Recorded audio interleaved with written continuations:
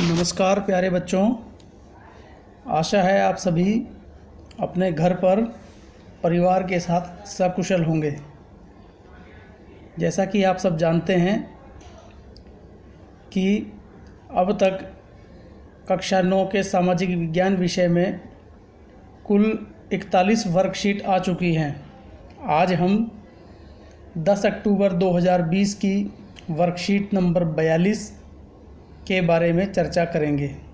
मैं आपका विषय अध्यापक गजानंद आपके साथ कुछ बिंदुओं पर चर्चा करूंगा।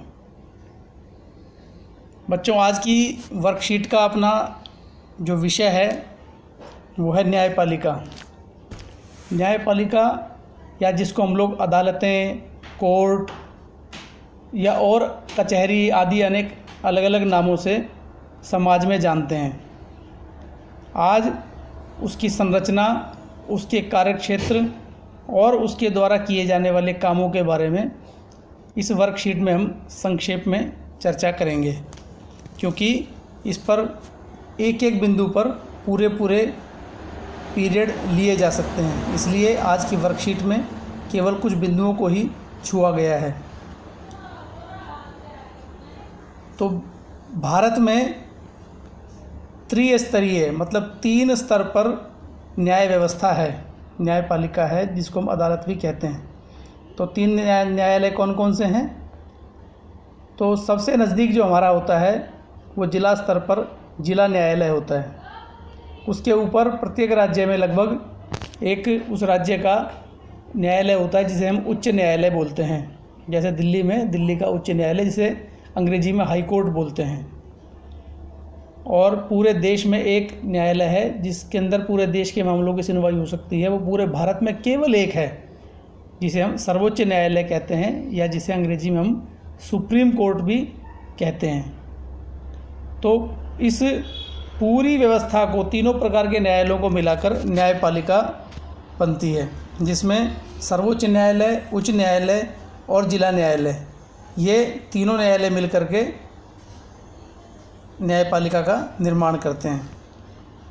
भारत के जो सर्वोच्च न्यायालय हैं, तो वो किन किन मामलों में सुनवाई कर सकते हैं, तो उसके कुछ बिंदु हैं। जैसे देश के जो हमारे नागरिक हैं, उन नागरिकों के बीच में यदि कोई विवाद होता है या नागरिकों और सरकार के बीच में किसी प्रकार का विवाद होता है, तो उस विवाद की सुनवाई सर्वोच्च न्यायालय कर सकता है। 2 या 2 से यदि अधिक राज्यों के बीच में विवाद होता है, जैसा कि हम जानते हैं कुछ राज्यों के बीच में उनकी नदियों को लेकर, उनके जो प्राकृतिक संसाधन, उन संसाधनों को लेकर कभी कभी कुछ विवाद उत्पन्न हो जाते हैं। तो उन विवादों की सुनवाई, उनका निपटारा करने का जो काम है वो सर्वोच्च न्यायालय करता है। कई बार केंद्र सरकार और राज्य सरकार के बीच में कुछ बातों को लेकर विवाद हो जाते हैं। कई बार उनकी शक्तियों को लेकर के भी हो सकते हैं। कई बार किसी स्थिति के संबंध में, किसी कानून के संबंध में उनके आपस में मतभेद हो सकते हैं। उस मतभेद के कारण भी विवाद हो सकते हैं। तो उन विवादों की सुनवाई भी ये सर्वोच्च न्यायालय करता है। इसी प्रकार फौजदारी और दीवानी, इन दोनों ही प्रकार के मामलों में जब अपील होती है, तो सर्वोच्च संस्था हमारा सर्वोच्च न्यायालय है। उससे आगे फिर इसके बारे में कोई अपील नहीं हो सकती।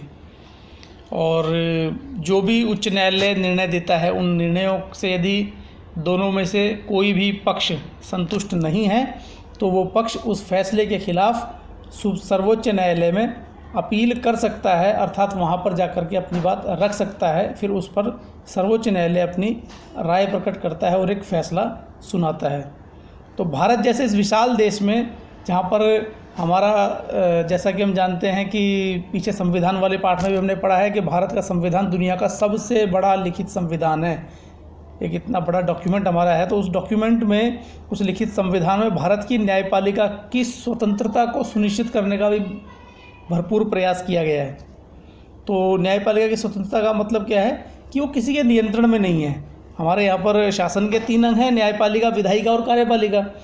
तो न्यायपालिका पर ना तो विधायिका का नियंत्रण है और ना ही कार्यपालिका का नियंत्रण है। इसी वजह से आज भारत की ही तरह दुनिया के ज़्यादातर आधुनिक लोकतांत्रिक देश जो हैं, उनके अंदर जो अदालतें हैं, जो न्यायपालिका है, विधायिका और कार्यपालिका के अधीन में नहीं होती है। भारत के जो राष्ट्रपति जी हैं, जो इस समय वर्तमान में श्री रामनाथ कोविंद हैं। तो भारत के राष्ट्रपति सर्वोच्च न्यायालय और उच्च न्यायालयों के न्यायाधीशों की नियुक्ति तो करते हैं, परंतु नियुक्ति करने में आमतौर पर जो वरिष्ठतम न्यायाधीश उस न्यायालय में हैं, वरिष्ठतम मतलब जो सीनियरिटी में सबसे ऊपर है, उन्हीं की नियुक्ति आमतौर पर की जाती है। पर नियुक्ति करने के बाद उनको वहाँ से हटा पाना राष्ट्रपति जी के लिए भी संभव नहीं हो पाता, फिर बाद में लगभग असंभव हो जाता है, क्योंकि किसी भी न्यायाधीश को हटाने के लिए संसद के दोनों सदनों से 2/3 से अधिक बहुमत से विश्वास मत पारित करना पड़ता है, अविश्वास मत पारित करना पड़ता है। अर्थात संसद के जब दोनों सदन अलग अलग 2/3 बहुमत से किसी न्यायाधीश भी कौन सा, जो सर्वोच्च न्यायालय या उच्च न्यायालय के हैं, उनके खिलाफ अविश्वास प्रस्ताव पारित करते हैं, तो ही उनको हटा पाना संभव है। भारत का जो न्यायपालिका है वो भारत के संविधान की रक्षा भी करती है। भारत के संविधान की व्याख्या करने वाले भी वही हैं, क्योंकि यदि विधायिका के द्वारा कोई कानून बनाया जाए या किसी कानून को लागू करने के मामले में कार्यपालिका की ओर से ऐसा कोई निर्णय ध्यान में आता है जो संविधान के खिलाफ है, तो केंद्र और राज्य सरकारें ऐसे किसी भी कानूनी लड़ाई को सर्वोच्च न्यायालय तक लेकर जा सकती है, या सर्वोच्च न्यायालय ऐसे किसी बात को, वो कानून भी हो सकता है, वो या विधायिका का कानून हो या कार्यपालिका का कोई किया हुआ काम हो, उस काम के समीक्षा, उस काम के सुनवाई सर्वोच्च न्यायालय या उच्च न्यायालय कर सकता है। तो उसकी जो संवैधानिक वैधता है ये तय करने का काम सर्वोच्च न्यायालय करता है, जिसे हम न्यायिक समीक्षा के रूप में जानते हैं, क्योंकि सर्वोच्च न्यायालय ने यह फैसला दिया हुआ है कि संसद संविधान के जो मूलभूत सिद्धांत हैं उनमें बदलाव नहीं कर सकती। भारत की न्यायपालिका को भारत के मौलिक अधिकार, जो 6 मौलिक अधिकार हमारे देश के सभी नागरिकों को मिले हैं, उनको भी सुरक्षित रखने का एक काम मिला हुआ है।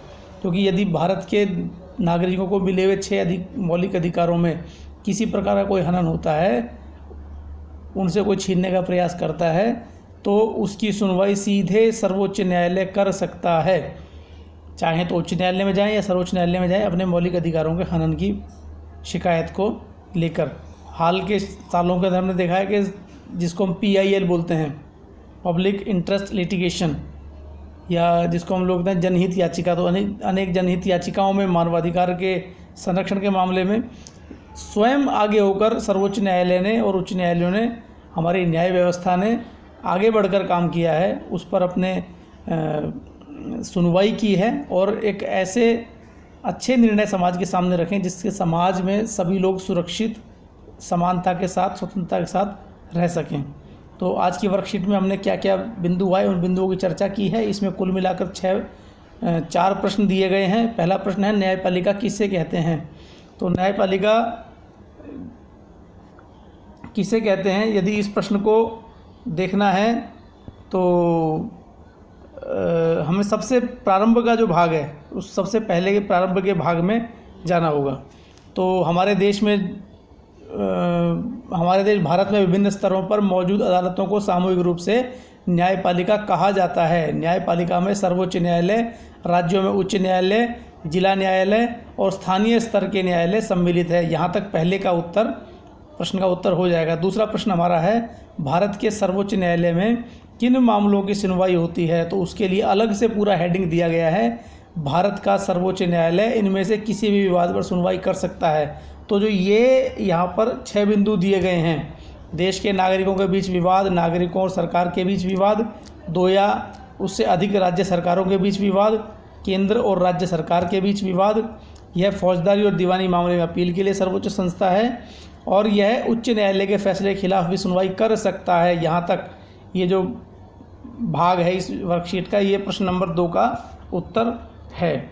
ऐसे ही प्रश्न, इसके अलावा भी आप कुछ बातें आप अपने अध्ययन के आधार पर जिसमें जोड़ सकते हैं। स्वतंत्र न्यायपालिका अपना काम कैसे करती है? तो इसके लिए भी हमारे यहाँ पर न्यायपालिका की स्वतंत्रता, इसका पूरा एक पैराग्राफ दिया गया है। इस पैराग्राफ की पूरी आप हेल्प ले सकते हैं, जिसके अंदर शुरुआत होती है न्यायपालिका की स्वतंत्रता, ये हेडिंग है, उसके बाद लिया गया है। इसका मतलब यह है कि न्यायपालिका विधायिका या कार्यपालिका के नियंत्रण में कार्य नहीं करती। इसी वजह से सभी आधुनिक लोकतांत्रिक देशों में अदालतें विधायिका और कार्यपालिका के अधीन नहीं होती। भारत का राष्ट्रपति देश के सर्वोच्च न्यायालय और उच्च न्यायालय के न्यायाधीशों की नियुक्ति करता है। अमूमन सर्वोच्च न्यायालय के सबसे वरिष्ठ न्यायाधीश को ही प्रमुख न्यायाधीश नियुक्त किया जाता है। एक बार किसी व्यक्ति को सर्वोच्च न्यायालय या उच्च न्यायालय का न्यायाधीश नियुक्त करने के बाद उसे उसके पद से हटाना लगभग असंभव हो जाता है। किसी भी न्यायाधीश को हटाने के लिए संसद के दोनों सदनों में अलग अलग 2/3 बहुमत से अविश्वास प्रस्ताव पारित करना पड़ता है। ये जो मैंने अभी बताया है, यहाँ तक प्रश्न क्रमांक 3 जो हमारा दिया हुआ है उसका उत्तर है। इसके अलावा भी आप अपने बुद्धि से, विवेक से, अपने और पुस्तक जब पढ़ेंगे उस पुस्तक के आधार पर बिंदु इसमें जोड़ सकते हैं। ऐसे प्रश्न नंबर जो 4 है वो आपके सोचने के लिए ज़्यादा है, आपके अपने मन से लिखने के लिए ज़्यादा है। प्रश्न 4 कहता है कि आपके विचार में नागरिकों के अधिकारों की रक्षा के लिए न्यायपालिका क्यों आवश्यक है। तो अदालतें क्यों आवश्यक है लोगों के अधिकारों के? अधिकार कौन से? तो मौलिक अधिकार सबसे महत्वपूर्ण अच्छे है। मौलिक अधिकार जो भारत के संविधान ने भारत के प्रत्येक नागरिक को बिना किसी भेदभाव के दिए हुए हैं, तो क्यों आवश्यक है उनकी रक्षा करना? क्योंकि ये जो 6 मौलिक अधिकार है ये आप मानकर चलिए कि किसी भी इंसान के जीने के लिए वो न्यूनतम बातों की गारंटी है कि वो तो कम से कम होना ही चाहिए, ताकि वो अपना सम्मान से, स्वतंत्रता से और अपने जीवन को गरिमापूर्ण ढंग से जी सके। और एक बात और कही जाती है कि भारत के संविधान में दिए हुए जो मौलिक अधिकार है वो भारत के संविधान की आत्मा भी है। भारत के संविधान की एक बहुत बड़ी विशेषता है जिसको दुनिया भर के संविधान में एक अलग स्थान इससे